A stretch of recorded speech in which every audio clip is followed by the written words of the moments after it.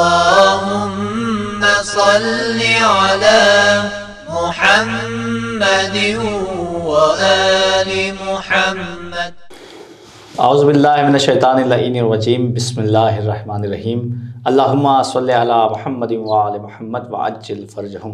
ناظرین اکرام، السلام علیکم ورحمۃ اللہ وبرکاتہ۔ میں ہوں آپ کا میزبان زرغام اعظمی۔ حوزہ معصومہ قم نبا فاؤنڈیشن کی جانب سے منعقد کیے گئے نبا انٹرنیشنل کوئز کمپٹیشن میں آپ سب کا استقبال کرتے ہیں۔ ناظرین، جیسا کہ معرفت قرآن کے حوالے سے مسلسل گفتگو ہو رہی ہے، لہٰذا آج پھر ہم قرآن اور جہاد کے حوالے سے سوال لے کے حاضر ہوئے ہیں، اور آج ہمارے ساتھ سوالوں کے جواب دینے کے لیے اسٹوڈیو میں موجود ہے حجت الاسلام والمسلمین عالی جناب مولانا سید حیدر عباس صاحب قبلہ۔ چلیے قبلہ کی خدمت میں چلتے ہیں۔ قبلہ السلام علیکم ورحمۃ اللہ وبرکاتہ۔ علیکم السلام ورحمۃ اللہ وبرکاتہ۔ برادر عزیز، قبلہ، چونکہ آج کا جو ہمارا ٹاپک ہے وہ قرآن اور جہاد ہے، لہٰذا سب سے پہلا سوال ہے کہ جہاد کے معنی بتائیں۔ اعوذ باللہ من الشیطان الرجیم، بسم اللہ الرحمن الرحیم، الحمد للہ والصلاۃ علی اہلہا۔ اولاً ماہ مبارک رمضان کے ان حسین لمحات اور ساعات میں خداوند کریم کی بارگاہ میں دعا کرتے ہیں، پروردگار گزشتہ دنوں میں کی جانے والی ہماری عبادتوں کو قبول فرمائے اور بچے ہوئے عظیم ایام میں اپنی بندگی اور عبادت کی توفیق خاص نصیب فرمائے، آمین بحق آل طٰہٰ و یاسین۔ عظیم الشان کتاب قرآن مجید اسی ماہ مبارک رمضان میں قلب پیغمبر پر نازل ہوئی، اور یہ کتاب 14 صدیوں سے عالم بشریت کے سامنے آج بھی چیلنج بنی ہوئی ہے۔ ماہ مبارک رمضان میں الحمدللہ قرآنی رونق میں اضافہ ہو جاتا ہے اور بزم قرآنی سجتی ہے۔ ہمارے گھروں میں تلاوت قرآن مجید کا خاص اہتمام ہوتا ہے۔ امید کرتے ہیں کہ سال بھر ہمارے ناظرین قرآن مجید سے اپنے آپ کو وابستہ رکھیں گے انشاءاللہ العزیز۔ مبارکباد پیش کرتا ہوں حوزہ معصومہ قم کے تمام اراکین کی خدمت میں، جنہوں نے اس عظیم کمپٹیشن کا معرف قرآن کے عنوان سے اہتمام کیا اور علماء کرام کو برجستہ شخصیات کو دعوت سخن دی۔ مجھ جیسا طالب علم بھی اسی سلسلے میں آج آپ کے اسٹوڈیو میں حاضر ہوا ہے۔ ایک بار پھر سے میں خدا کا شکر ادا کرتا ہوں اور آپ تمام حضرات کا شکر گزار ہوں۔ آپ کے سوال کا جواب دینے سے پہلے میں چاہتا ہوں کہ سرکار علامہ جوادی علی اللہ مقامہ کے ایک جملے سے اپنی گفتگو شروع کروں۔ علامہ جوادی علی اللہ مقامہ فرماتے تھے کہ زندگی در حقیقت دو چیزوں سے مرکب حقیقت کا نام ہے، ایک کا نام ہے عقیدہ اور ایک کا نام ہے جہاد۔ انسانی زندگی میں اگر عقیدہ نہیں تو وہ زندگی نہیں بلکہ موت ہے، اور اگر عقیدہ دل کی گہرائیوں میں ہے اور اس کی راہ میں جہاد نہیں ہے تو اسے موت کہا جاتا ہے، حیات نہیں کہا جا سکتا۔ اب آتے ہیں اصل اس لفظ جہاد کی طرف کہ آخر ماہرین لغت نے اور لغت شناس افراد نے اس کے معنی کیا بیان کیا، اور ہمارے یہاں فقہ کی کتابوں میں اس کے کیا معنی بیان ہوئے ہیں۔ کلمہ جہاد عربی لغت کے اعتبار سے یا تو جہد سے نکلا ہے یا جہد سے نکلا ہے، یعنی جیم پر یا پیش ہے یا پھر زبر ہے۔ ایک کے معنی ہے وسعت اور طاقت کے، اور ایک کے معنی ہے زحمت اور مشقت کے، یعنی جہاد یا اس عمل کا نام ہے جس میں انسان کی زحمتیں شامل ہوں، انسان کی مشقتیں شامل ہوں، اور جہاں انسان کو زحمتوں کا سامنا کرنا ہوتا ہے، مشقتوں کا سامنا کرنا ہوتا ہے، یا پھر جہاں انسان کی اپنی ساری وسعت اور ساری طاقت کو کسی کی راہ میں صرف کر دینے کا نام جہاد ہے۔ جب ہم فقہ کی کتابوں کی طرف مراجعہ کرتے ہیں اور دیکھتے ہیں کہ ہمارے ہاں اصطلاح میں جہاد کس معنی میں استعمال ہوا ہے، تو علماء نے لکھا ہے جہاد یعنی بذل الوسع والطاقہ فی سبیل اعلاء کلمۃ الاسلام، کلمہ اسلام کی سربلندی کے لیے اپنی تمام تر توانائیوں کو، کوششوں کو خرچ کر دینے کا نام جہاد ہے۔ یعنی انسان اسلام کے کلمے کی سربلندی کے لیے، شعائر دینیا کی سربلندی کے لیے جہاں اپنی ساری طاقت جھونک دے، اسی کو کہا جاتا ہے جہاد۔ لہذا یہ بات بہرحال 2-2-4 کی طرح بالکل واضح ہے کہ جہاد فقط میدان جنگ میں جا کر اسلحہ اٹھانے کا نام نہیں۔ ہو سکتا ہے ایک انسان ایک 10x10 کے کمرے میں بیٹھ کر کے اپنی ساری طاقت جھونک دے پرچم اسلام کی سربلندی کے لیے، تو اس کا یہی کمرے میں بیٹھنا جہاد کہلائے گا۔ اور ایک انسان مثلا گرافک ڈیزائننگ کے ذریعے اسلام کی سربلندی کا کام کر رہا ہے تو اس کی یہ گرافک ڈیزائننگ جہاد کہلائے گی۔ ایک انسان اپنے زور خطابت کے ذریعے اسلام کا دفاع کر سکتا ہے، اسلام کی سربلندی کے لیے محنت و مشقت کر سکتا ہے، اپنی ساری طاقت جھونک سکتا ہے، اچھی شاعری کے ذریعے وہ اسلام کے پرچم کی سربلندی کا سامان فراہم کر سکتا ہے، تو اس کا یہ عمل جہاد کہلائے گا۔ یعنی یہ بات بہرحال کہی جا سکتی ہے کہ اسلام میں جس طرح تلوار چلانے کا نام جہاد ہے، اسی طرح مجاہد کی تربیت کرنے کا نام بھی جہاد ہے۔ گویا وہ مائیں جو اپنی آغوش میں پاکیزہ تربیت کے ذریعے بچوں کو پروان چڑھاتی ہیں اور پھر یہی بچے اسلام کی سربلندی کا سبب قرار پاتے ہیں، تو ان ماؤں کی یہ تربیت بھی جہاد کے زمرے میں آتی ہے۔ سبحان اللہ، جزاک اللہ۔ قبلہ جہاد کی قسم بتا دیں، کتنی قسم ہے؟ دیکھیں، جہاد کی تو بہت ساری قسمیں ہو سکتی ہیں، لیکن سر دست جو ہمارا چونکہ موضوع گفتگو قرآن مجید اور جہاد ہے، اور یہ ایک ایسا حساس موضوع ہے جس کے اوپر مسلسل گفتگو کرنے کی ضرورت ہے۔ ماضی بعید سے لے کر کے حال تک مسلسل اسلام دشمن عناصر نے اس ایک موضوع کو ٹارگٹ کیا، نتیجے میں وہ اس نتیجے پر پہنچے کہ اسلام تو صرف مار دھاڑ والا مکتب فکر ہے، اور اسلام کا مطلب ہی یہ ہے کہ بس قتل و غارت گری اور کہیں سے بھی خون خرابہ، جبکہ ایسا نہیں۔ میں عرض کروں گا، دین اسلام میں جہاد جب سے شروع ہوا ہے، اور یہ جملہ میں عمدن بیان کر رہا ہوں، جب سے شروع ہوا ہے، یعنی ابتدائے دن سے اسلام میں جہاد نہیں تھا۔ ابھی تاریخ اس کی آئے گی انشاءاللہ العزیز، میں بیان کروں گا۔ جب سے اسلام دین مبین اسلام کا جز قرار پایا ہے، اس وقت سے بہرحال جہاد کی ہمیشہ سے دو قسمیں بیان ہوئی ہیں، اور جہاد کے دو تصورات بیان کیے جا سکتے ہیں۔ ایک جہاد ابتدائی ہے اور ایک جہاد دفاعی ہے۔ جہاں حملہ ظاہری طور پر دکھائی دیتا ہے اسے جہاد دفاعی کہتے ہیں، اور جہاں ظاہری حملہ نظر نہیں آتا ہے اسے جہاد ابتدائی کا نام دیا جاتا ہے۔ اسلامی دنیا میں یہ بات بھی غور طلب ہے کہ دفاعی جہاد ہو تو وہ بھی جائز ہے، اور ابتدائی جہاد ہو تو وہ بھی جائز ہے، مگر اس بنیادی فرق کے ساتھ ایک جو موٹا فرق ہم بیان کر سکتے ہیں، وہ یہ فرق ہے کہ دفاعی جہاد میں کسی کی اجازت شرط نہیں ہے، نہ امام معصوم کی، نہ نائب امام کی، نہ مرجع تقلید کی، نہ کسی حکمران کی، نہ کسی قبیلے کی، نہ کسی جماعت کی، کسی طرح کی کوئی اجازت شرط نہیں ہے، بلکہ اسلام نے ایک اوپن طور پر اپنے فالورز کو یہ موقع فراہم کیا ہے کہ جب بھی تم پر حملہ ہو جائے، یا تمہارے ملک پر حملہ ہو، یا فرد پر حملہ ہو، یا کسی جماعت پر حملہ ہو، یا مذہب پر حملہ ہو، یا شعار مذہب کو ٹارگٹ کیا جائے، تو جواب دینے کے لیے شخصیتوں کا انتظار نہ کرنا، بلکہ جواب دینے کے لیے افراد اور حکومتوں کا انتظار کیے بغیر خود میدان عمل میں اتر جانا۔ کیوں؟ اس کی وجہ یہ ہے، ہو سکتا ہے جس شخصیت کا تم انتظار کر رہے ہو وہ خود اس وقت بزدل ہو جائے، اس کے اندر خوف پیدا ہو جائے، وہ ڈر کے مارے اپنے کمرے سے باہر نہ نکلے، باؤنڈری کے پیچھے چھپ جائے۔ لہذا اسلام نے اس موقع پر کسی بھی اجازت کی کوئی قید نہیں لگائی ہے۔ لہذا جہاں بھی اسلام خطرے میں پڑ رہا ہو، وہاں پر اسلام کے دفاع کے لیے میدان عمل میں انسان کو اترنا چاہیے، اور کمزور، طاقتور، مرد و زن، پیر و جوان، خرد و کنا، سب پر جہاد دفاعی واجب ہے، کوئی ایک اس سے مستثنا نہیں ہے۔ میں ایک آیت کریمہ کا سہارا لوں تاکہ حق کے موضوع بھی ادا ہو جائے، اور بہار قرآن کا مہینہ ہے ماہ رمضان۔ پانچویں امام حضرت امام محمد باقر علیہ السلام نے فرمایا تھا لِكُلِّ شَيْءٍ رَبِيعٌ وَرَبِيعُ الْقُرْآنِ شَهْرُ رمضان۔ ہر چیز کی ایک بہار ہے، اور قرآن مجید کی بہار ماہ مبارک رمضان ہے۔ پڑھیں ہمارے ناظرین سورہ مبارک آل عمران کی آیت نمبر 142۔ اعلان قدرت کیا ہے؟ بسم اللہ الرحمن الرحیم۔ ام حسبتم ان تدخلوا الجنہ وَلَمَّ يَعْلَمِ اللَّهُ الَّذِينَ جَاهَدُوا مِنْكُمْ وَيَعْلَمَ الصَّابِرِينَ، یعنی کیا تم لوگ یہ سمجھتے ہو کہ جنت میں یوں ہی چلے جاؤ گے، حالانکہ ابھی اللہ نے یہ دیکھا ہی نہیں کہ تم میں سے جہاد کرنے والے اور صبر کرنے والے کون ہیں۔ اس کا مطلب یہ ہوا صرف نماز پڑھ لینے سے، روزہ رکھ لینے سے، تلاوت کلام پاک کا اہتمام کر لینے سے، مسجد آنے جانے سے، حج کر لینے سے انسان جنت کا خواہاں نہیں ہو سکتا ہے۔ جنت میں داخلے کی پرمٹ اسی وقت ملے گی جب انسان دو عمل کے ہمراہ خدا کی بارگاہ میں حاضر ہو۔ ایک عمل کا نام ہے جہاد، دوسرے عمل کا نام ہے صبر۔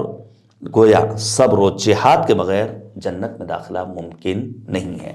یہ جہاد کی اہمیت ہے، اور جہاد کے معنی کو خود مسلمانوں کو بھی سمجھنا چاہیے، اور ان تمام افراد کو ہم دعوت فکر دے رہے ہیں اور دعوت مطالعہ دے رہے ہیں کہ ذرا سا وقت نکالیں اور آئیں، اسلامک اسکالرز کی گفتگو کو سنیں، ساتھ ہی ساتھ ذرا دیکھیں کہ قرآن مجید کے مفسرین نے آیات کے ضمن میں کیا لکھا ہے۔ بظاہر ایک لفظ کا لفظی ترجمہ کچھ ہوتا ہے، لیکن سید الشہداء مصباح الہدیٰ حضرت امام حسین علیہ السلام نے کیا فرمایا تھا؟ ان للقرآن ظاہرا و باطنا ولبطنہ بطن الی سبعۃ ابطن۔ قرآن کا ظاہر ہے، قرآن کا باطن ہے، قرآن کے باطن میں باطن ہے، یہاں تک کہ قرآن مجید میں 7 بطون پائے جاتے ہیں۔ صرف لفظی ترجمے کے ذریعے ہم کچھ نہیں سمجھ سکتے ہیں، بلکہ دیکھنا ہوگا ترجمہ کیا ہے، تفسیر کیا ہے، آیہ کریمہ کی تعویل کیا ہے۔ میں ایک چھوٹی سی مثال دے رہا ہوں تاکہ اور بات واضح ہو جائے۔ مثلا پروردگار کا اعلان ہے قرآن مجید میں، فَلْيَنْظُرِ الْإِنسَانُ إِلَىٰ طَعَامِهِ۔ ترجمہ کیا ہوگا؟ انسان اپنا کھانا دیکھے۔ کیا مطلب ہے؟ انسان جا کر چیک کرے، مٹن ہے، چکن ہے، روسٹڈ ہے، قورمہ ہے، بریانی ہے، نان ہے، شیرمال ہے۔ مقصد یہ ہے، مفسرین بیان کریں گے کہ جب انسان دسترخوان تک پہنچے تو ایک مرتبہ غور کر لے، پڑوس میں کوئی یتیم سسکیاں تو نہیں لے رہا ہے، کوئی بھوکا تو نہیں ہے، کوئی پریشان حال تو نہیں ہے۔ اب میں آپ کے سامنے کیا بتاؤں، ہندوستان میں اس وقت کروڑوں افراد بھوکے سو رہے ہیں۔ گورنمنٹ اعلان کر رہی ہے کہ ہم اتنے کروڑ افراد کو راشن بانٹ رہے ہیں۔ پوری دنیا میں 1 ارب افراد وہ ہیں جن کی ڈیلی کی آمدنی $1 بس۔ کتنے روپے؟ 90 روپے کے آس پاس، 85-87 روپے ڈیلی کی آمدنی۔ ہو سکتا ہے اس کے گھر میں 5-7 افراد اس کے تحت تکفل ہوں۔ اب آپ سوچئے، میں بیان کر سکتا ہوں کہ اس وقت 66 ملین بچے وہ ہیں جو پرائمری اسکول میں بھوکے جا رہے ہیں۔ آپ کے سامنے بیان کر سکتا ہوں، ہر 1 منٹ میں 30 افراد بھوک کے سبب مر رہے ہیں۔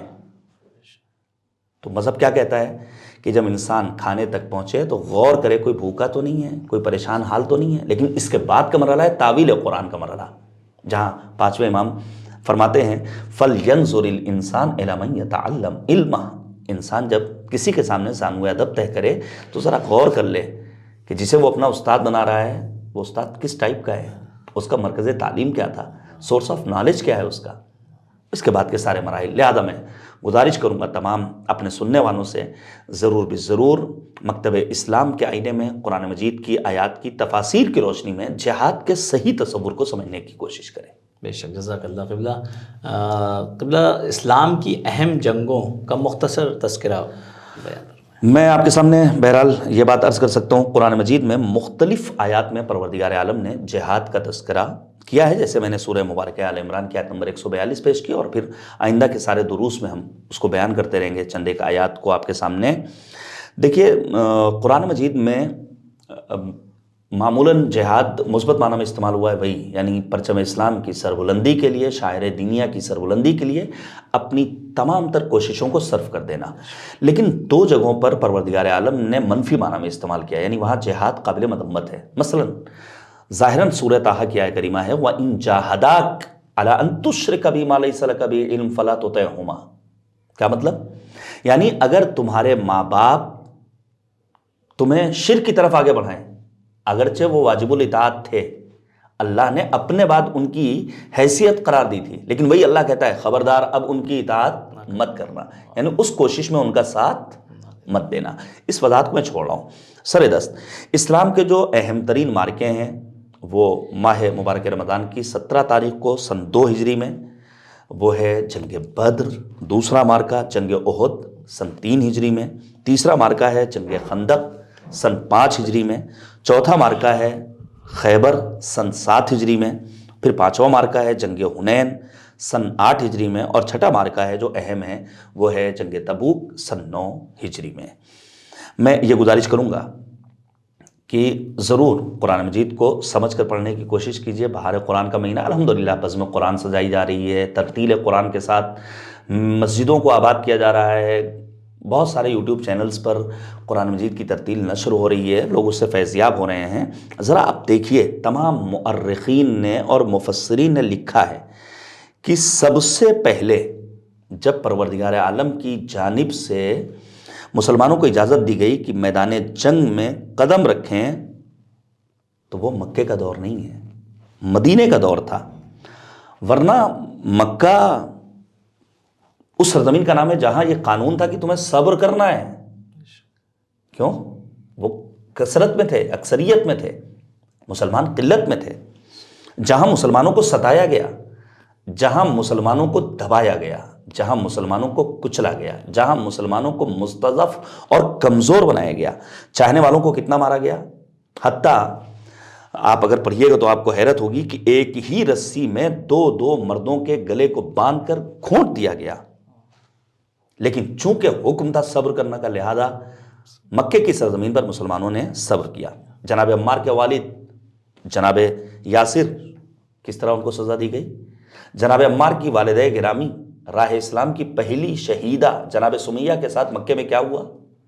جناب بلال حبشی کے ساتھ کیا ہوا. زیتون کے کھولتے تیل میں ڈالا گیا، پیر میں رسی باندھی گئی، عرب کی سنگلاخ چٹانوں سے باندھ دیا گیا.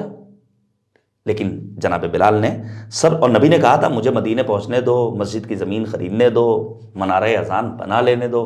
بڑی خوبصورت تقریر تھی جناب مولانا ناظم علی صاحب اللہ خیر آبادی کی اس موضوع پر. وہ کہتے تھے کہ عرب کے نامور گھرانے کے بڑے بڑے لوگ نیچے رہ گئے، لیکن بلال منارہ اذان پر جا کر کہتے ہیں اللہ اکبر، اور وہ صدائے بازگشت آج بھی بہرحال سنائی دے رہی ہے، اور وہ سنت بلال آج بھی قائم ہے. لہٰذا ہم یہ کہہ سکتے ہیں کہ یہ چند ایک معرکے سن 2 ہجری میں جنگ بدر 17 ماہ رمضان کو، اور پھر بعد جنگ تبوک تک جو 9 ہجری میں ہوئی ہے، گویا جب پیغمبر مدینے کی سرزمین پر پہنچ گئے ہیں، 7 مہینے کا عرصہ گزر گیا ہے، تب جا کر کے پروردگار عالم نے جناب جبریل امین کو بھیجا ہے، خاص تلوار لے کر بھیجا ہے، اور نبی اعظم کو اجازت دی ہے. بسم اللہ. بے شک. یہ بتا کہ قرآن مجید نے کن لوگوں کو جنگ کی اجازت دی ہے اور کیوں؟ کیونکہ آج کے دور میں جس کو دیکھیے وہی جہاد کے نام لے کے ظلم کر رہا ہے لوگوں پہ. دیکھیے یہ نہایت اہم سوال ہے، اور قرآن مجید نے اس سلسلے میں صراحت کے ساتھ بہرحال اعلان کیا ہے. میں اس کے پہلے ذرا سا سہارا لوں گا تفسیر قرآن کا، تفسیر الکوثر، جو مفسر قرآن جناب علامہ شیخ محسن علی نجفی کی اعلی اللہ مقامہ معرکۃ العراء تفسیر ہے. انہوں نے سورہ مبارکہ حج کی آیت نمبر 39 کے ضمن میں لکھا ہے. پہلے تو میں آپ کے سامنے پیش کر دوں. اعلان قدرت ہے. بسم اللہ الرحمن الرحیم. اودینا للذین یقاتلون بانہم ظلموا. اسی ایک آیت کریمہ کا اگر ترجمہ ہمارے ناظرین پڑھ لیں تو ان کے لیے واضح ہو جائے گا کہ پروردگار نے کن لوگوں کو اجازت دی اور کیوں. اعلان قدرت کیا ہے؟ جن لوگوں پر جنگ مسلط کی جائے انہیں جنگ کی اجازت دی گئی ہے کیونکہ وہ مظلوم واقع ہوئے ہیں. یہ کسی مولوی صاحب کی تقریر نہیں ہے، یہ کسی رائٹر کی تحریر نہیں ہے، یہ اعلان قدرت ہے. سورہ حج آیت نمبر 39. اب مفسر قرآن جناب علامہ محسن علی نجفی تابصرہ نے اس آیت کے ضمن میں کیا لکھا ہے؟ لکھتے ہیں کہ اس آیت سے اور دیگر آیات سے یہ بات ظاہر ہوتی ہے کہ اسلامی جنگیں صرف دفاعی حیثیت کی تھیں، وہاں ابتدائی کا تصور نہیں تھا.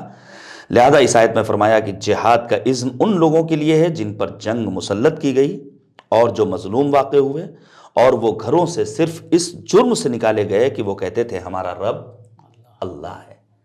ٹھیک ہے.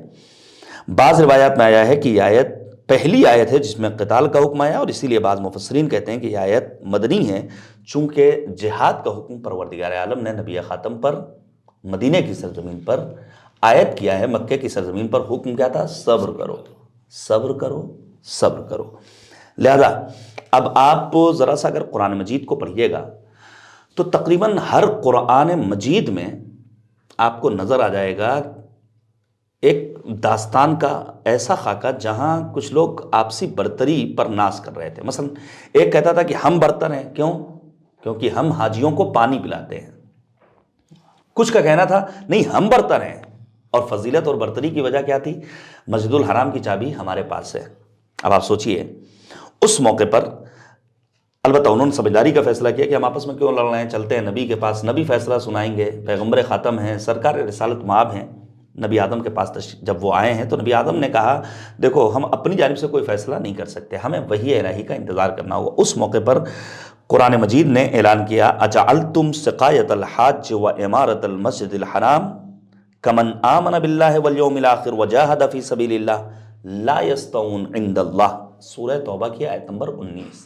کیا اعلان قدرت، کیا تم نے حاجیوں کو پانی پلانے اور مسجد الحرام کی آباد کاری کو اس شخص کے برابر قرار دیا ہے جس نے اللہ اور روز آخرت پر ایمان لا کر اور راہ خدا میں جہاد کر کے اپنے آپ کو خدا کے قریب کیا ہے؟ اللہ کے نزدیک یہ دونوں برابر نہیں ہو سکتے۔ اب اندازہ لگائیے، وہ مذہب جو ایک قطرہ پانی پلانے کو گویا حیات دینے سے تعبیر کرتا ہو، یعنی اگر کوئی انسان پیاسا ہے اور کوئی اسے پانی پلا دے تو کہا جاتا ہے اس کی حیات کا ضامن بن گیا یہ پانی پلانا۔ کتنا عظیم شرف ہے کسی کو پانی پلانا، اور چجائی کے حاجیوں کو پانی پلانا۔ سوچیے آپ، اچھا چابی بھی عام جگہ کی چابی ہو نہیں، مسجد الحرام کی چابی، لیکن اللہ کیا کہتا ہے، کبھی بھی تم ان کے برابر نہیں ہو سکتے ہو جنہوں نے راہ خدا میں جان و مال سے جہاد کیا ہے۔ خلاصہ کلام یہ ہے، پروردگار عالم نے جہاد کی اجازت صرف ان لوگوں کو دی ہے جن کے یہاں ظلم ہوا، جن کے اوپر، جن کو دبایا گیا، جن کو ستایا گیا، جن کو وطن سے نکالا گیا، صرف کس لیے کہ وہ اللہ کو اپنا رب مانتے تھے۔ مذہب کہتا ہے اب آپ کو اجازت ہے، آپ دشمنان دین سے جہاد کر سکتے ہیں۔ بے شک، جزاک اللہ قبلہ۔ قبلہ جب جہاد کا تصور آتا ہے تو مرد تو اپنے آپ کو مطلب تھوڑا سینہ چوڑا ہو جاتا ہے ان کا کہ چلیے ہم جہاد میدان میں جا کے کر لیں گے، لیکن مسئلہ یہ ہوتا ہے کہ عورتوں کے لیے بہترین جہاد کیا ہے، چونکہ ہمارے ناظرین جتنے ہیں زیادہ تر عورتیں ہی ہیں ماشاء اللہ سے۔ دیکھیں، خواتین کو اللہ اچھا رکھے، اور عزاداری بھی ہم تک پہنچی ہے تو ہماری ماؤں کے ذریعے، بے شک بے شک، اور دین کی جو چمک ہے، دین کی جو دمک ہے، دین کی جو خوبصورتی ہے، اس میں بڑا حصہ ہے خواتین کا۔ یہ خود ایک موضوع گفتگو ہے، میں گزارش کروں گا آئندہ برسوں میں ضرور اس کو اپنے لائے عمل میں قرار دیجئے کہ اسلام کی نامور خواتین کا تذکرہ ہو۔ میں صرف ایک خاتون کا تذکرہ کر دوں تاکہ تھوڑا سا قدم ہو جائے، جناب نفیسہ خاتون۔ نفیسہ خاتون نسل امام حسن مجتبیٰ علیہ السلام سے ہیں۔ نفیسہ خاتون کون ہیں؟ جو چھٹے امام حضرت امام جعفر صادق علیہ السلام کی بہو ہیں۔ ایک خاتون، یہ وہ عظیم خاتون ہیں جنہوں نے اپنی زندگی میں 6000 بار قرآن مجید کی تلاوت ختم کی ہے۔ خواتین پر ہمارا لاکھوں سلام۔ اب جلدی سے سن لیے، بہت اہم موضوع ہے۔ دیکھیے، ہر دور میں خواتین احساس کمتری کا شکار رہی۔ حد یہ ہے جب اسماء بنت امیس جناب جعفر طیار کے ساتھ حبشے میں دین کی تبلیغ کے بعد واپس آئی ہیں تو خواتین نے حصار میں لیا اور جناب اسماء سے کہا ذرا سا نبی سے جا کر پوچھو کہ ہم عورتیں تو گھاٹے میں ہیں، کیونکہ قرآن میں ہر جگہ ضمیر مذکر کی استعمال ہوئی ہے، خطاب مردوں سے، یا ایھا الذین آمنوا اسلموا اطیعوا اتقوا استطیعوا قوموا صوموا، یہ ساری ضمیر مردوں کے لیے۔ البتہ اگر خواتین یہ سمجھ جائیں کہ قرآن مجید میں سورہ نساء ہے، سورہ رجال نہیں ہے، تو سمجھنے کے لیے کافی ہے۔ لیکن جناب اسماء گئیں۔ اچھا، نبی خاتم کی سیرت یہ بتاتی ہے کہ سوال سننے کے بعد گھبرائے نہیں، بلکہ پیغمبر مسکرائے۔ یعنی اگر کبھی سوال کیا جائے تو مولوی صاحب کو گھبرانا نہیں چاہیے بلکہ مسکرانا چاہیے۔ پھر نبی نے سورہ احزاب کی آیت نمبر 35 کی تلاوت کی، جہاں اعلان قدرت ہے ان المسلمین والمسلمات والمؤمنین والمؤمنات والقانتین والقانتات والصادقین والصادقات والصائمین والصائمات والصابرین والصابرات۔ پیغمبر خاتم نے سورہ احزاب کی آیت نمبر 35 کی تلاوت کی، جہاں 10 صفات میں مرد و زن کو ایک ساتھ بیان کیا گیا۔ اللہ کا رسول کیا کہنا چاہتا تھا؟ اسماء، جا کر خواتین سے کہہ دینا کہ اللہ کے یہاں مرد ہونا کوئی کمال برتری نہیں ہے، معیار برتری مرد یا زن یا خاتون ہونا نہیں ہے، بلکہ اللہ کے نزدیک معیار برتری تقویٰ ہے، پارسائی ہے، پرہیزگاری ہے۔ اب میں آپ کے سامنے پیش کروں اس حدیث مبارکہ کو جس میں خود پیغمبر خاتم نے فرمایا فوق کل ذی بر بر حتی یقتل الرجل فی سبیل اللہ فاذا قتل فی سبیل اللہ فلیس فوقہ بر۔ ہر نیکی کے اوپر کوئی نہ کوئی نیکی ہے، یہاں تک کہ انسان راہ خدا میں قتل کر دیا جائے، اب اس سے مافوق کسی نیکی کا تصور ممکن نہیں۔ جب یہ حدیث پیغمبر نے ارشاد فرمائی تو بعض خواتین نے سوچا لو مرد جائیں گے جہاد کرنے، ہمیں جہاد کی اجازت نہیں ہے، پھر ساری نیکی ان کے خانے میں کیوں چلی جائے گی؟ اور بہت سارے افراد جن کو جہاد سے معاف کیا گیا ہے۔ اسی لیے ہمارے مذہب نے کہا خاتون کا بہترین جہاد کیا ہے؟ جہاد المرأۃ حسن التبعل. یہ روایت 7ویں امام سے ہم تک پہنچی ہے. خاتون کا جہاد ہے اپنے شوہر کے ساتھ اچھا رویہ رکھنا، گھر کو جنت کے مانند معطر بنا کر رکھنا، گھر کے ماحول کو خوشگوار بنا کر رکھنا. رئیس الوائزین علی اللہ مقامہ جناب سرکار کرار حسین تابہ سرا کہا کرتے تھے کہ لڑکی امیر گھر کی ہو یا غریب گھر کی، اپنے شوہر کے سامنے وہ فرمائشات کی اتنی طویل فہرست پیش کر دیتی ہے جس کے مقبرے تلے جیتے جی جوان دب کر مر جاتا ہے. خاتون کا کام فرمائش کرنا نہیں ہے. یہ میں کیوں عرض کر رہا ہوں؟ چونکہ مخاطبین ہماری خواتین ہیں. اگر مردوں سے ہمارا خطاب ہوتا تو ہم مردوں کی ذمہ داریوں کی طرف متوجہ کرتے. اگر آپ گھر میں زحمت کر رہی ہیں تو آپ پر ہمارا سلام. مرد بھی گھر کے باہر جتنے ہوا کے جھونکے کھا رہا ہے، مشکلات، شدائد، مصائب، آفات، بلیات کا سامنا کر رہا ہے، آفس میں اس کو پریشانیوں کا سامنا ہے، ذرا سا آپ خیال رکھیے. آپ کا کام ہے اپنے شوہر کا خیال رکھنا. اور اگر بالفرض آپ کا شوہر آپ کے ساتھ بد اخلاقی کرتا ہے تو نبی خاتم نے کیا فرمایا؟ امرأۃ صبرت علی سوء الخلق زوجہا. جو خاتون اپنے شوہر کی بد اخلاقی پر صبر کرے، پروردگار اس کے گناہوں کو معاف کر دیتا ہے اور اس کا شمار صدیقہ طاہرہ بنت پیغمبر فاطمۃ الزہرا سلام اللہ علیہا کے ساتھ کرتا ہے. لہذا مردوں کے لیے میدان جہاد الگ ہے.